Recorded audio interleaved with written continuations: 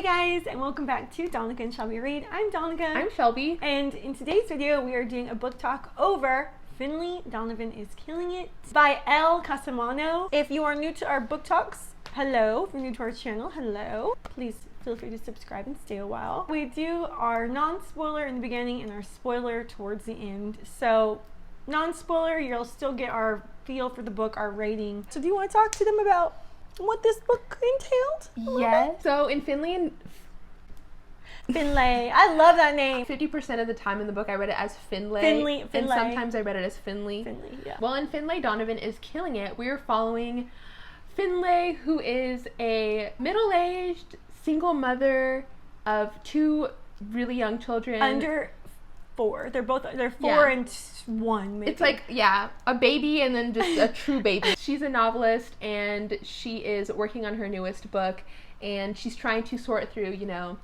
a divorce. A messy divorce, honey. Extremely messy divorce. Messy. So frustrating. Cheating husband, rude new fiance, crazy little kids because they're babies, money troubles. She's a struggling author, so she's trying to get this new book written, but she doesn't have the money because it's not written yet. And she's dealing with all of the wacky, I mean, not really wacky. She's dealing with all of the hardships, hustle and bustle of being a single parent. She one day goes to a Panera.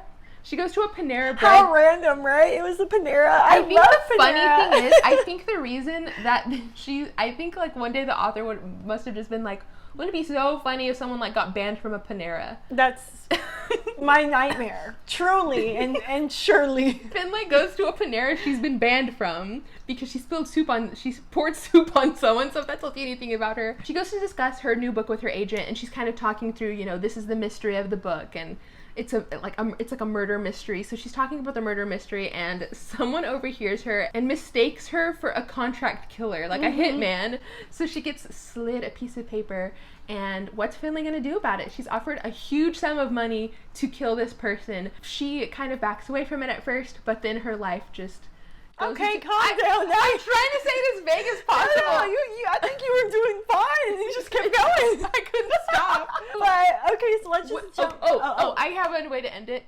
So after getting this letter, Finlay's life.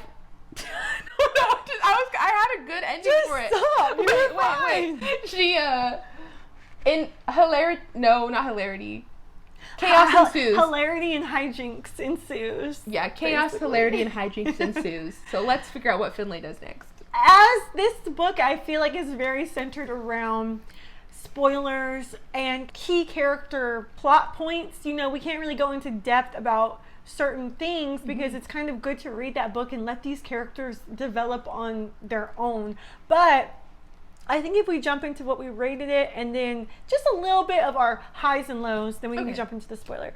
So what did you give it? I actually was only going to give it like a 3 because I just hadn't time to process it. Exactly. And I was like, this isn't a spoiler, but the novel was not what I kind of thought it was going to be. So I guess there was like this dissonance that I was like, I'm going to give it a 3. But after thinking about it a little bit more, although there was some of the subject material is kind of heavy, I think it was kind of like a light, funny read. I ended up thinking about it and just kind of thinking up through like some of the points the author's trying to make, and I bumped it up to a 4. I'm glad that I read it. Okay, so I had it at about 3.5 because really, in contrast, it was everything I thought it was going to be. Really? Yeah. I guess I was pleasantly surprised at how far it might have taken some things, but I was like, oh, this is even better than what I thought. But I did have a little bit of a rocky relationship with the main character at first. Like, I think when I'm reading a book, I either love a character from the first page or hate them from the first page. And rarely do I feel like I warm up to characters. Like, I kind of know, oh, this character is driving me crazy. Well, I did end up warming up to Finlay. You know what's so funny?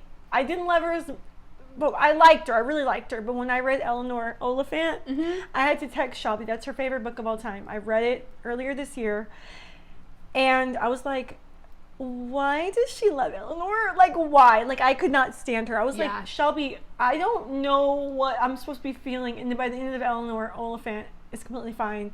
I that's probably one of my top characters that I've read in a long time. I love her. So Finlay didn't get there, but I liked her. And so just the fun, if you go into this knowing it's almost like a made for TV comedy drama, I don't know, like it's not a mind-blowing read. Did you think it was something No. like, but it was fun, and I gave it 4 fun. stars. It was a fun, if you like, I just think the premise is really cool because she writes murder mysteries.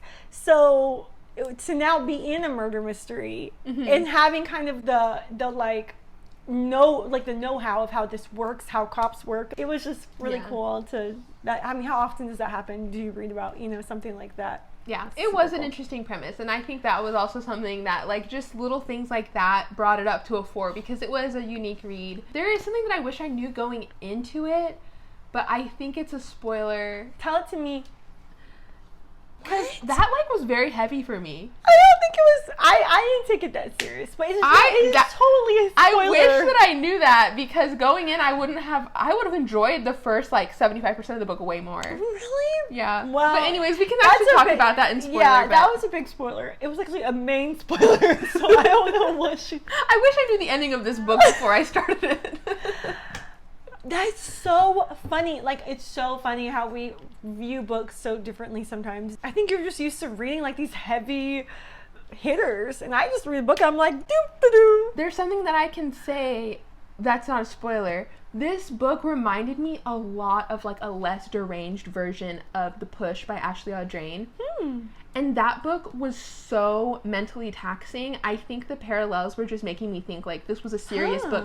I didn't realize that it was supposed to be funny. I just wasn't finding any jokes, so that's why I was so disappointed in the first half, because I was like, this isn't even funny. I'm not even laughing. No, you're right. But you have to find comedy in the things that are happening to her. Like, you have to know she's in these, like, bizarre circumstances. Yes. And find that funny. But to me, I was, like, taking the bizarre circumstances for face value, and I was like, this is horrifying. Go into it wanting to have a fun time with it. Yes, and that was actually kind of talking about what was kind of good about it. It was just silly, fun. Well, maybe not as fun as I'm thinking. I had a fun time. Shelby seemed to be traumatized a little bit. The thing that really bugged me is that all those moments you're talking about is that things... Oh, there were so many... Okay, if you don't like books where everything works out into this great coincidental way, everything ends up happening... This whole book is just coincidences. Silly. It becomes silly of how many things coincidentally work out for Finlay. I never thought it was going to go well for her. Really? I was always like, this is terrible. And then it would go well and I'd be like, oh, hallelujah. For me, this was like the nail-biting book of the summer or something. For you, this was like the lighthearted read. I know it was, which is so funny. I'm so curious if people read it like you and were like just highly stressed reading it. I feel like if you haven't read it, I feel like it's not a high-stress book. While Shelby's looking at her notes, I will just say quickly, with Mother's Day being tomorrow, y'all will see this after Mother's Day, but I think I had just told Shelby today my blood sugar was low. I hadn't had breakfast. I have 3 kids. They were driving me crazy, y'all. They're little tornadoes. I was so stressed this morning. I was just like, I had to take a moment to just breathe because, it's the weekend and they're home and everyone needs something from mama. And so reading this, Finlay kind of I had told her, like, I kind of wonder if me not liking her is because you really saw the dark side of being a single parent and a single mom, and maybe that's not so pleasant to read, but it's real. So that's why I bumped it up to a 4, because after this morning, sitting there being like, oh, I can understand why Finlay was doing a lot of these things, because that's just being a mom. So I did kind of empathize with her today. I was like, you know what, Finlay, you aren't so bad. It's something that I read in a lot of people's like reviews, and they're like, I love that Finlay's a mess, or Finlay, like, I love that she's a mess because, like, I'm a mess too. And and I think also when I first started reading, sometimes I'd be like, oh my gosh, girl, please get it together. But what would I do in that situation? Look at our life. Like, I bet if y'all read our books, y'all would burn it. Y'all would 1 star that book. Y'all would put with picket signs like this character. I think it does give a kind of brutal look at when your life isn't all together, how that might look. I don't think we should judge Finlay. She was trying her best, especially when you have, I think, another awesome thing. I'll just quickly mention so y'all can kind of dig into it yourself. Stephen, her ex-husband, got with Teresa, who is the woman that he ended up cheating and leaving Finlay with in 4 or whatever. You do get to kind of see the inner workings of their relationship. So this book does a good, I think, job of showing that not everything that glitters is gold. Yeah. That a lot of the times that what you see on the outside, I would say 100% of the time, we talk about this often. Everybody's got something. Social media is very toxic because very few accounts will openly show you their dark side, people will show you their dark side. They just want to show you the good, which is like, yeah, I don't want to show y'all, me crying or frustrated or whatever, but at the same time, you have to understand that's, everyone feels that way. Like, we're not perfect. And so I really appreciate how this kind of dug into that, and by the end, you really can kind of see the true colors of a lot of characters, and it was really cool. I really love the characters. I feel like the cast that is with Finlay is really awesome. Like, she has some really awesome people in her life. Like, she's dealing very closely with some really mean, terrible people, but she has some really, really awesome people to kind of get her through the book, and I'm really grateful for that. Well, that is all for our non-spoilers. We're going to go ahead and jump into our spoiler portion now.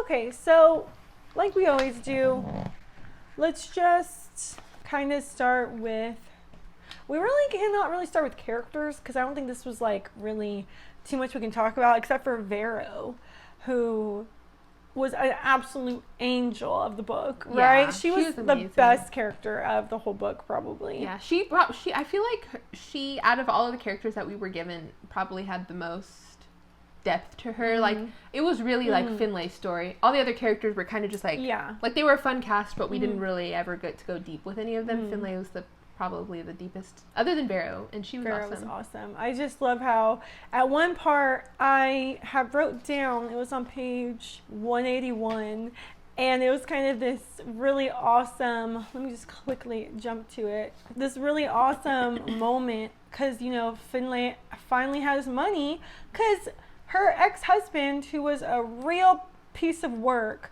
he would use money as a weapon against her. He was trying to take her kids away simply because, and you could see at one point in the book, it was on page 33, and she was like, had just went to Stephen's grass farm and was like, she said she just felt horrible because she says, look at this whole company he's running, look at all he's doing, and I can't even keep my daughter's hair from, or I can't even do anything. And I was thinking, Stephen runs it, but he has how much help? He has a secretary. He has his kids are only there on the weekends, and he can barely handle that. So I was like, oh, Finlay, can you just see that you're doing 100 times more with 100 times less? It was just so sad because the divorce was so hard for her, and then Stephen, his job was to like make her small. Like, I know. He would just belittle her and push her so far, and like she never really questioned it. She was like, I guess this is right. I'm really a bad mom. I'm really a bad person. And you know what I'll have to say, if you meet a man like that, if you really meet a man, we all know a man like that, they are really the most fragile men that period. Which we get to see with Stephen. Which she barely stands up to him, and he's like that's all it took, is her being like, and this is the moment they're like telling Stephen off. They finally have the money to pay off everything, and everything's going good. Well, mind you, it's blood money, but she has money. She goes, Stephen, the command in my own tone surprised me. His feet paused just before the door. You and Teresa might want to reconsider your custody suit. According to my accountant, we have the resources to fight it.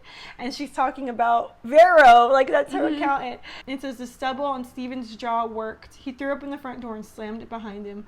Like, but that's all. He has nothing to say anymore. He can't say anything to her because that's all he had on her. I think one of the really good things about this book is that everyone got what was coming to them. And you got to see that play out. I was like, yeah. I liked that was like something I talked about in the non-spoiler, how Finlay was like down on her luck and she had no support and there was like nobody there for her, but that's how Stephen made her feel. But then like her sister was there for her, and then Vero was there for her, and then that random bartender he like thought she was like the most amazing woman he'd ever met.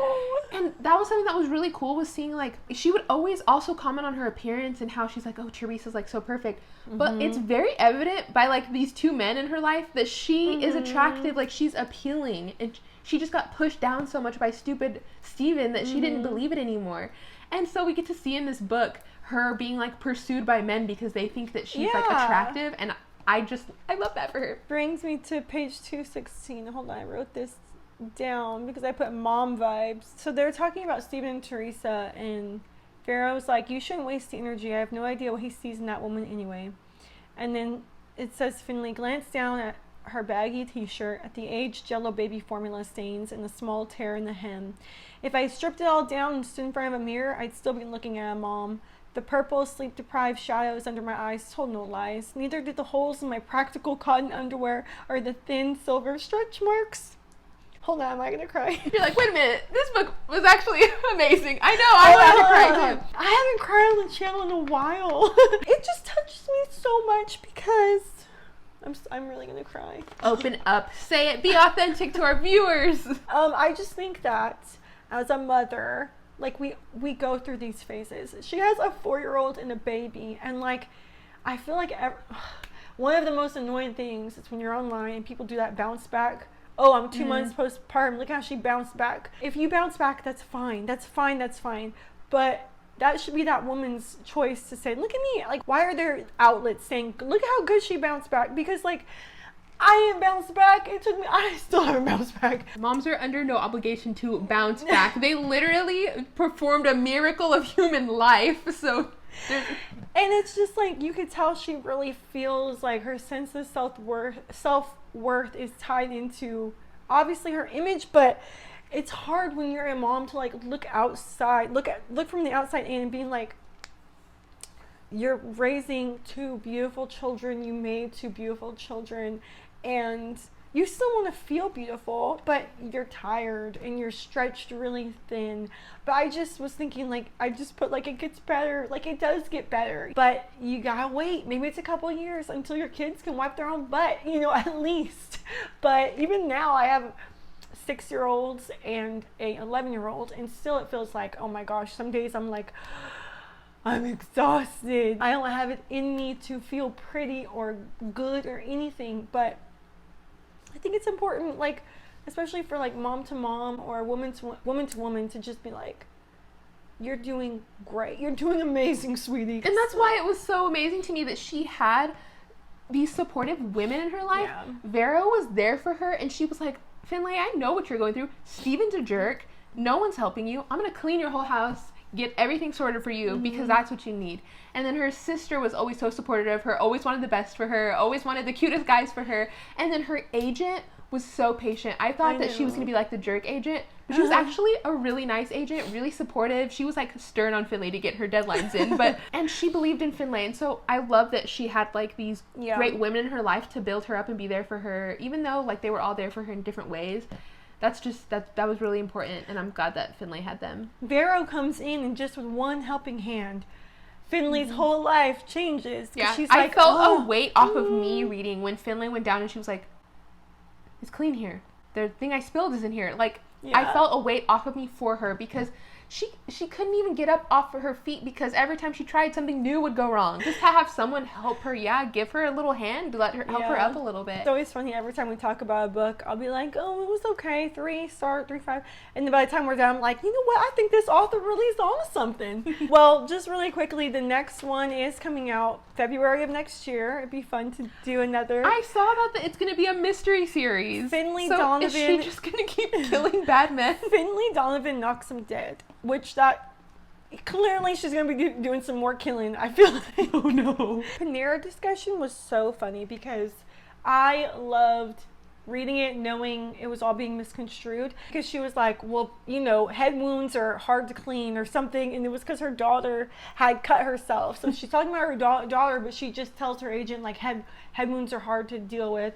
And then they're talking about the money. I need more money. I won't take less than this much. So it was just so funny hearing them and just knowing how it all sounds like she's a hitman. So explain what we couldn't say in the non-spoiler, why you were so disturbed. Okay, so I guess maybe death is just really jarring to me. I don't know. I wouldn't say that. I mean, I've read plenty of books where people have died but in this one, I guess it's just because I knew Finlay was going through so much And then she went outside and came out and he was dead. My immediate first thought was like, this is supposed to be a funny book. He's going to come back to life, like, as soon as she drives him to the cemetery or whatever. Like, wherever she goes next, he'll come back to life. I did not know he was going to actually be dead and that her and Vera were going to actually go and bury him.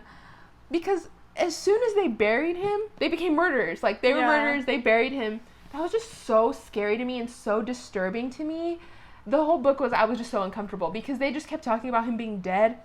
And I had to just keep reminding myself, like, once we figured out he was a bad person. He was a bad person. I don't know what disturbed me about this one so much. And then by the time we figured out it wasn't Finlay, I was like, okay, well, that's a relief. I wish I knew that from the beginning. I can't even put my finger on why it was so weird for me. Maybe because you thought it was going to be silly and it just didn't. Yeah. Maybe because you're like, wait, that just happened. I don't know. I guess the situations that she was in, like, just weren't funny to me. Like, the fact that she was dealing with the Russian mafia, and I was just so scared for her. I wouldn't say this book was funny at all to me. Like, I never smiled, or I probably, I didn't. It wasn't funny. Laugh. It was just like, it just seemed like a really silly made-for-TV movie, like on Lifetime silly. Or something. I guess it was meant to be bizarre. Just weird, but more weird than anything. I read a lot of people being like, this wasn't believable at all. And I was like, it wasn't supposed to be believable. If you think this was believable, I can name about 10 things that made it unbelievable. The fact that she wore a wig, scarf, and sunglasses that made her look like Teresa. The fact that she went to their house, took Teresa's dress, so she was wearing it when she was out. Teresa's phone is pinging in the same area because they live down the road. She had bought a prepaid phone because her phone got turned off, and she paid in cash because she didn't have her cards are all maxed. The fact that her ex-husband has a grass farm she could bury bodies in. There's so many. I could go on of things that are like happy little coincidences that are crazy. Just crazy. Yeah. So I guess I was expecting, when I closed the book, I was like, that was a good book because I liked the ending. I liked that Finlay ended up happy, but it also still had like this note of everything's still not okay. Yeah. I don't know. Like, and then I was expecting it to be really funny and wacky. Like, I thought it was going to be like the funny summer read. Yeah. But it was just, I was really stressed. And that's so funny. Even at the end, I was kind of stressed. I was like, well, then maybe you shouldn't read the second one because it looks like it's going to be even more stressful. Like, if she actually goes out of her way to kill someone in the second book, I don't know what I would do. It ended on that big, big cliffhanger. What do you think this means? Because to me, it's kind of like clear cut. But, okay, I saw some people saying, because it said Stephen Donovan, $100,000 cash. Now, you have to remember, she was part of this, like, the mob wives, like, little circle. Patricia was going to give her $50,000. Arena was going to give her $75,000. So this is people with money wanting their husbands who are no good killed. For someone to want to pay $100,000 for Stephen to die, what do you think what could be going on? I saw some people say, well, is it Teresa? I don't know. Why would she want him dead? I didn't know this book was going to be a series. So I thought that ending was just like the stinger. Oh. So I didn't even conspire. So you just don't know about that. You don't know what to say about that. Not really? No. I don't think it's Teresa. I don't know who it could be. I don't think it would be Teresa either. Who could it be that doesn't want him alive? I just thought it was saying something because, like, there were just jerks the entire book that people wanted to die, and then it was just like Stephen, $100,000. But you know, cash. This is women. I think I don't know for sure, but I thought it was exclusively women in this group that want their husbands dead. It has to be people who knew these other women. Something I really liked about the book is that how she didn't choose Nick just because he's a handsome guy that could potentially save her with a good job or being, she doesn't have to be lonely. When he's like, you want to go out? She's like, not really. Maybe later. And then Julian, she really liked him, but at the end she was like, I don't know, maybe I'll do something with him, maybe I won't. To me, the author was saying, do you see how she got herself out of that mess? She has a Vero, she has her sister, she has her kids. Why does she need a man? Yeah. For what? And it gives Finlay the choice because with Stephen, like, he never gave her the choice. He was such a jerk. She didn't have a choice with Stephen. She didn't have a choice about, like, well, before she had money, like she felt like she didn't have a choice about whether her kids would get taken away. She didn't have a choice because her money was limited. So now finally, like, she has the choice. It's her choice if she wants to pursue these men, continue dating them. Like, she doesn't have to. It's her life now. Like, it's all up to her.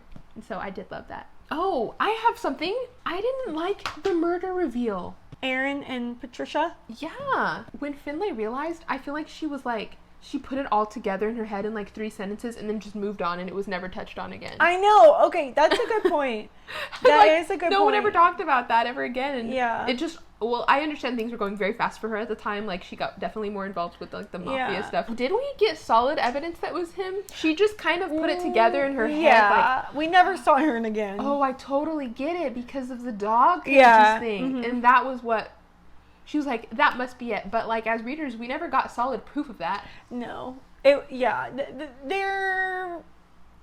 were not tied up beautifully. A lot of things. And the murder was, like, the driving force for me because I was so disturbed by it that I was really hoping to have something, like, just, tied up. And then it just more didn't. Closure. To me, it's also one of those things where she took the money. She hid the body. She did a lot of, like, you're in a very large accessory to murder. So, at this point, Aaron could just be like, bye. What did he get paid? Patricia's love? That's all he got. I mean, he still closed the door and murdered the guy. I mean, I want Aaron Donovan is killing it because that's the real tea. What's his story? How did he get away with murder? I liked the crime aspect. You know, I love crime. Mm-hmm. I loved finding out with her because I really did not know what was going on. I didn't know who killed. I think it was cool that I was kind of leaning you to believe it was Teresa and Amy. I fell for that from the beginning. I thought that was so plausible. I could not wait for the reveal. And then it was that Aaron. Guy in 3 sentences, never talked about it again. I was like... Shelby doesn't like that Aaron guy, but I think her little red flags, not red flags. Red herrings. Her red herrings really got me and made it enjoyable. I liked finding out along with her, Finlay, what was going on, you know? But I guess that's really all we have to say about this one. This one was a more easy peasy fun read. Yeah. Every time I say that, I think of you being like traumatized. Because I'm like, it was such a fun read for me. Like simple, when I say fun, I just mean it was a simple, fast, easy read that I enjoyed. But I guess our next one, I'm going to have Shelby pick our next. Well, Shelby did technically pick this one, but I did suggest it. So our next one will be Arsenic and Adobo. Arsenic and Adobo, is that what it's called? I think so. And I believe it's own voices. I believe the author herself is Filipino. I believe she has a recipe in this book, Filipino recipe. I think it would be fun to, at the end of the book talk, like try to do one of the recipes. Would that be fun? Yes. Maybe if there. Why don't we cook while we're doing the book talk? Why don't we cook the recipe? You might be onto something. Well, catch us in our next step. Donovan and Shelby cook. Where we might be cooking. Yum. Yummy. All right, guys. So thank you so much for sticking around. If you have any questions, comments, concerns about the book, please leave them down below. We are always happy to chat about the book. Some of y'all really be coming in hot with the ideas, and we love it because we do we just skim the surface, and some of y'all are like deep diving down to the Mariana's Trench down there. All right, guys. Until our next video, y'all take care, and we will see you next time. Bye!